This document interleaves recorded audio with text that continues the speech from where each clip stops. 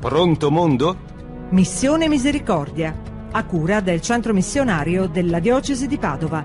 Conduce Andrea Canton.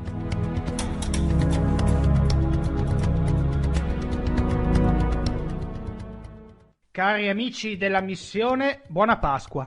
In queste settimane di Quaresima ci siamo fatti accompagnare alla scoperta delle missioni diocesane di Padova, in cerca di perle preziose per liberare insieme la misericordia. Insieme abbiamo osservato un'estrema ricchezza di storia, di esperienze, di avventure che hanno come protagonista assoluto lo Spirito Santo. Uno spirito capace di animare e di incoraggiare dei semplici uomini e delle semplici donne, come lo sono i nostri missionari, a fare le imprese più grandi. Questo 2016 è l'anno del Giubileo, della misericordia, è insomma l'anno della Divina Misericordia. Ma per liberare la misericordia, che in fondo era il nostro obiettivo per questa Quaresima, bisogna prima lasciarsi liberare dal suo annuncio. Per liberare la misericordia, insomma, bisogna prima farsi liberare da essa. Questo annuncio, a partire dalla Pasqua che celebriamo in questi giorni, cambia la storia. Tutto quello che abbiamo raccontato in questa Quaresima e tutte le esperienze di missione che abbiamo incrociato e che continueremo ad incrociare in questo nostro viaggio telefonico attorno al mondo, nessuna di queste storie, insomma, avrebbe senso se non fosse per l'evento che celebriamo proprio in questi giorni di Pasqua, la resurrezione di Cristo. Per rileggere alla luce del mistero pasquale questo nostro lungo percorso quaresimale, ci faremo oggi aiutare dalla professoressa Assunta Steccanella, docente della Facoltà Teologica del Triveneto e grande amica del Centro Missionario. Con lei cercheremo di capire come l'annuncio misericordioso della nostra missione non riguarda solo tutto il mondo, ma è chiamato anche a cambiare profondamente e in un nuovo modo il nostro mondo. Pronto mondo? Esce di mattino presto il ragazzo dei 5 pani e 2 pesci. Ormai è abituato. Il tragitto è lungo per arrivare alla meta. Nel cammino raccoglie molti sguardi. Gli annunciano con semplicità che sono in viaggio da giorni. Vengono da posti anche lontani e stanno raggiungendo Cafarnao. Lì abita un certo Gesù. Lungo la strada il ragazzo condivide i suoi sogni, i suoi progetti. Lui stesso si lascia educare dalle loro parole buone che fa proprie. La parola di Gesù incrocia i sogni e i desideri di bene di questo ragazzo, trasfigura quei 5 pani e 2 pesci, trasfigura questa generosità e diventa pane per tutti. Il cammino a cura del Centro Missionario di Padova per la Quaresima 2016 ha immaginato un po' tutti noi come questo ragazzo che, nella sua semplicità e freschezza, si lascia liberare ed è liberato dalla misericordia di Dio. Per questo riesce a dare tutto e Dio non fa altro che moltiplicare quel piccolo bene messo a disposizione. Nel mistero della Pasqua è possibile liberare pienamente la misericordia, vivendo la giustizia, la solidarietà, la responsabilità, la compassione e il perdono. Nella resurrezione si può sperimentare la misericordia di Dio, dando forma e carne al Vangelo di Gesù, grazie alle opere di misericordia, corporali e spirituali, che tutti noi possiamo sperimentare. Pronto mondo? Missione Misericordia.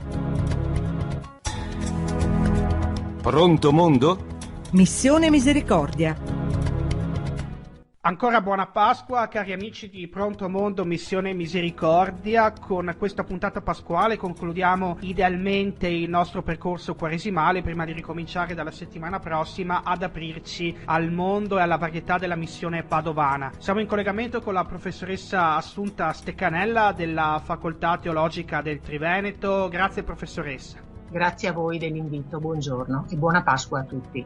Professoressa, facendo un salto indietro nel tempo di quasi 2 mesi e mezzo, ricordiamo gli appuntamenti che lei e il professor Don Andrea Toniolo avete vissuto in vari punti della diocesi per presentare questo itinerario di Quaresima che abbiamo vissuto anche noi della trasmissione Pronto Mondo, collegandoci con i missionari Fidei Donum della Chiesa di Padova, un percorso che si poneva come obiettivo quello di liberare la misericordia. Che cosa significa esattamente liberare la misericordia?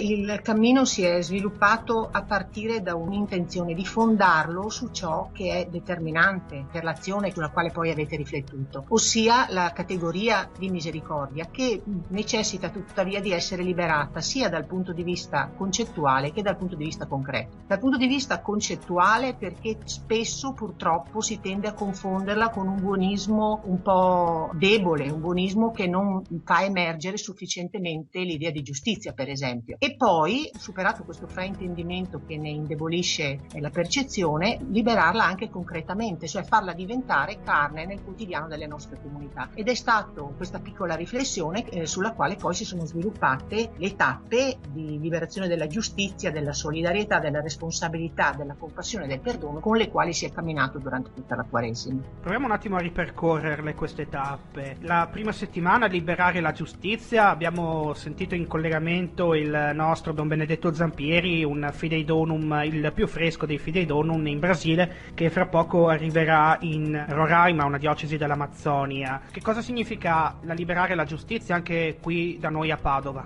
Dobbiamo leggerla sempre nel quadro del concetto di misericordia. La giustizia ha un suo primo step, che è la giustizia intesa nel senso legalistico, a ciascuno il suo, dare a ciascuno il suo. Ed è uno step essenziale sul quale dobbiamo fare molta strada, ma dobbiamo anche comprendere che è un primo step. Il secondo step consiste nel viverla nella sua interezza, cioè nel dare a ciascuno ciò che gli consente di vivere pienamente il suo essere figlio di Dio, il suo essere figlio di Dio dal punto di vista semplicemente umano e poi anche nella prospettiva trascendente che possiamo intuire, e quindi amarlo così tanto da volere il suo bene. Liberare la giustizia ha degli aspetti molto concreti che consistono nel non misurare quello che facciamo in base a quello che ne possiamo ricevere. Molto spesso sentiamo delle obiezioni nelle nostre comunità, per esempio sui servizi ai più poveri o sulla questione urgentissima di oggi dell'accoglienza delle persone che vengono da paesi in stato di guerra o da paesi in crisi economica. Non ce n'è neanche per noi, oppure ma vengono qui e poi si comportano male. Liberare la giustizia significa comprendere l'indispensabile azione di promozione di tutti, che va oltre il dare a ciascuno il suo o il do ut des, che troppo spesso riduce il concetto di giustizia. Liberare la solidarietà, la seconda settimana noi ci siamo collegati con Don Mauro da Rinfioretto, che sta mettendo in piedi anche a livello nazionale in Ecuador la Caritas. Per noi che cosa significa la solidarietà? Una declinazione del concetto di giustizia nella direzione di cui parlavo, cioè condividere con le persone il nostro essere figli di Dio e far sì che insieme si possa camminare per crescere. La Caritas ne è un aspetto fondamentale, le nostre Caritas anche qui e in tutti i paesi del mondo fanno un'azione straordinaria per far comprendere come essere solidali significhi crescere insieme a coloro che si aiutano. Terza tappa, liberare la responsabilità. Ci siamo collegati con Don Raffaele Sandonà in Thailandia, una nuova finestra, un nuovo orizzonte della missione su invito di Giovanni Paolo II, che diceva di spalancare le porte dell'evangelizzazione all'Asia. Responsabilità per noi che siamo a Padova ma che siamo anche aperti al mondo, che cos'è? Siamo in un cammino di crescita ed è molto bella questa cosa. Responsabilità significa riconoscere che tocca anche a me, riconoscere che sono chiamato in causa direttamente e che il destino di tutti non è semplicemente nelle mani dei responsabili politici, di coloro che consideriamo incaricati di gestire comunque le relazioni con la polis, il mondo nel quale viviamo. Per noi a Padova liberare la responsabilità significa essere responsabili nel nostro ambiente prima di tutto e riconoscere che tocca anche a noi. Quarta tappa, liberare la compassione. Ci siamo collegati con il Kenya, con la parrocchia di Mochongoi, dove Don Sandro Ferretto opera a contatto con delle etnie diverse e a volte non in rapporti troppo pacifici tra di loro. Compassione per noi qui a Padova? Qui andiamo su un livello che tocca molto da vicino il discorso radicale, che è quello della misericordia, perché compassione significa cum passio, farsi toccare nel profondo dell'intimo, anche dei sentimenti, non semplicemente da un'idea di una giustizia da realizzare, ma da qualche cosa che ci tocca nell'affettività, e quindi sentire il bisogno dell'altro, sentire le necessità dell'altro come qualcosa che mi riguarda nel profondo, ed essere capace di fare un tratto di strada insieme, sentendone anche i dolori, le sofferenze e le fatiche. Questo percorso è un percorso particolarmente impegnativo, che ci apre poi all'ultima tappa con la quale ci confronteremo adesso. E da ultimo, non per ordine di importanza ovviamente, liberare il perdono. Abbiamo ascoltato la testimonianza di Don Richard Mbata, un prete studente che studia al Barbarigo e si sta perfezionando in materie economiche qui a Padova. Don Richard, oltre a rappresentare l'importante realtà dei preti studenti provenienti da ogni angolo del mondo che qui a Padova perfezionano i loro studi, rappresenta anche una storia di riscatto. Don Richard ha vissuto la povertà, la guerra, la miseria, l'essere cacciato di casa dopo la morte del padre. Perdonare non è facile, figuratevi per uno che ha passato queste esperienze. Sì, il perdono non a caso è la tappa culminante di questo cammino, è la tappa di Pasqua, il perdono. Il perdono è un percorso che non va banalizzato, è un percorso che costa spesso sudore, lacrime e sangue, come è costato a Cristo sulla croce. Il perdono però è un dono straordinario che genera vita intorno a sé. Genera vita in chi concede il perdono, perché consente di liberarsi dal peso del rancore che avvelena la vita e avvelena le giornate, e genera la vita in chi viene perdonato, che riconosce di poter riprendere a camminare nella pienezza della sua dignità. Un cammino impegnativo, ma un cammino che porta a una resurrezione nel senso pieno del termine. Il fatto che ci sono aperture al mondo, ma che anche la Chiesa di Padova è aperta al mondo, ne dà il caso insomma sia agli preti studenti che le comunità di altre lingue provenienti qui a Padova, che cosa ci può fare pensare? In questi giorni il tema del dialogo interculturale, del dialogo con culture diverse, è un tema scottante. In questo periodo, in questo tempo, è un tema scottante. Ci sono alcuni che dicono che è un sogno che è morto. In realtà è l'unica possibilità che abbiamo, essere capaci di ascoltare, di fare giustizia, di comprendere, di compatire, di perdonare e di assumerci la responsabilità. Pronto mondo?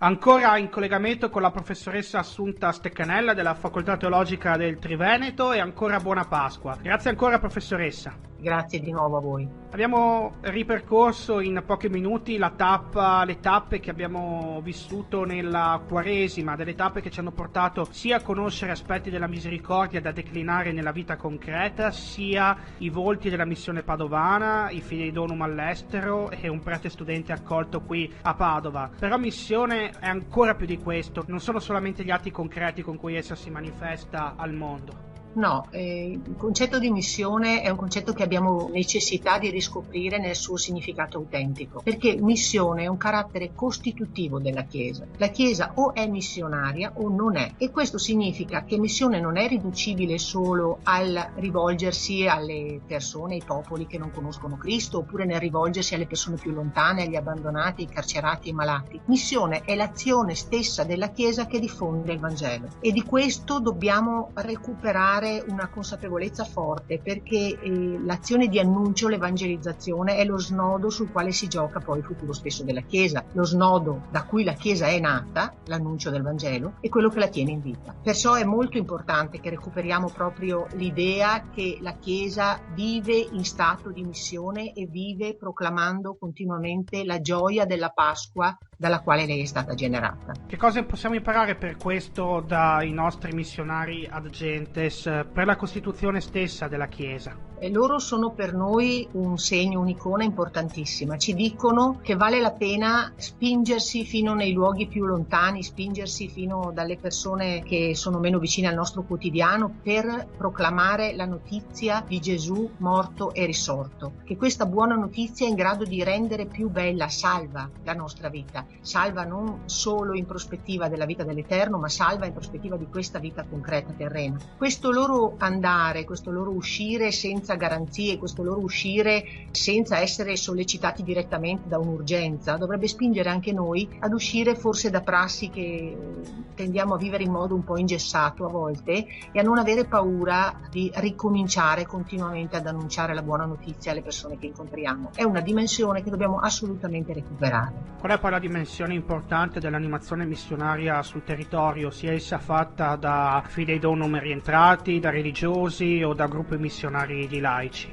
Questa azione riporta a noi l'attenzione e la cura per la dimensione missionaria e deve rispecchiarsi e riversarsi in tutte le nostre attività. Dovrebbe riversarsi nell'attività fondamentale che è quella liturgica dell'annuncio, dell'omelia dei nostri presbiteri, come richiama Papa Francesco in Evangelii Gaudium. Pensate che Papa Francesco in Evangelii Gaudium dedica 25 numeri all'omelia, per dire come sia importante spezzare il pane del Vangelo anche nel quotidiano in modo sempre rinnovato per la nostra gente. Ci richiama a vivere la missione all'interno dell'azione catechistica, all'interno dell'azione di iniziazione cristiana, testimonia come non siano inutili i nostri sforzi, anche se a volte ci sembrano tali, perché i successi sul campo non è che siano tanti e le difficoltà invece si manifestano, ma confrontarci con persone che vengono da luoghi nei quali le difficoltà sono quotidiane, esistenziali, di sopravvivenza e che pure sentono la bellezza e la forza dell'annuncio di Cristo, dovrebbe aiutare noi ad annunciarlo con ancora più vigore. Cosa può cambiare nei nostri gruppi parrocchiali, sempre se esistono dei gruppi parrocchiali? Che spinta ci può arrivare da questa Pasqua? Io una volta ho sentito un'omelia, mi dispiace che non ricordo il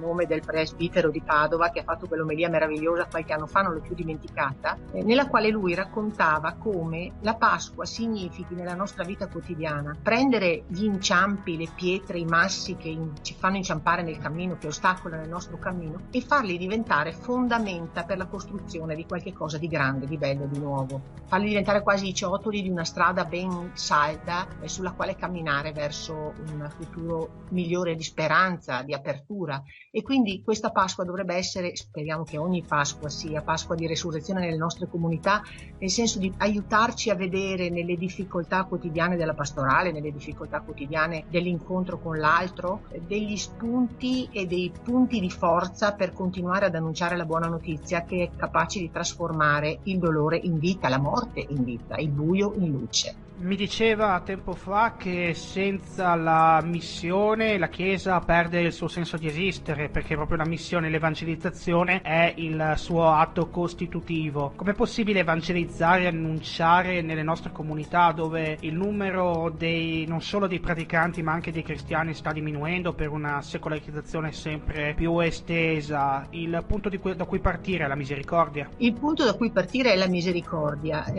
La misericordia ha una caratteristica speciale, che è quella di essere venata di speranza. Si ha cuore verso, misericordia, la radice della parola indica avere cuore verso il misero, tendere verso chi ha bisogno di qualche cosa, ma si tende ad aiutare qualcuno nella speranza sempre che chi viene aiutato possa crescere. E la luce della misericordia è una luce venata di speranza, e nelle nostre comunità ciò che conta è fare appello a questa virtù teologale che Peggy definiva la sorella piccola di fede e di carità. La sorella piccola che però le porta per mano e le conduce avanti, e quindi vivere la misericordia nei confronti di un reale che non va visto in modo con uno sguardo di condanna, con uno sguardo sempre critico, e viverla nella luce della speranza per sapere che non è mai inutile, non è mai sbagliato, non è mai troppo insistito il richiamo al Vangelo di Cristo. Concludendo, qual è l'augurio più grande che può farci questa Pasqua? Di saper vivere la logica della resurrezione nel nostro quotidiano, come comunità, come famiglie, come gruppi di amici, come persone, saper vivere la speranza cristiana per la quale la croce non è mai l'ultima parola. La luce della Pasqua possa veramente rendere luminosi e saldi i nostri passi nel quotidiano, che a volte è così difficile. Grazie di cuore davvero, professoressa Steccanella. L'augurio che vogliamo farci davvero è quello di vivere davvero questa Pasqua, una Pasqua speciale, una Pasqua che cade nell'anno santo del Giubileo come non tanto punto di arrivo di una Quaresima, ma appunto di inizio di una nuova vita rinnovata.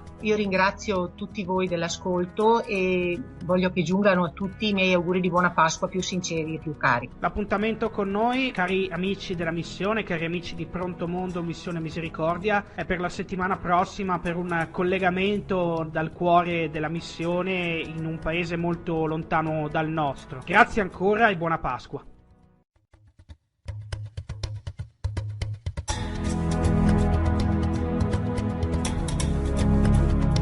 Pronto Mondo?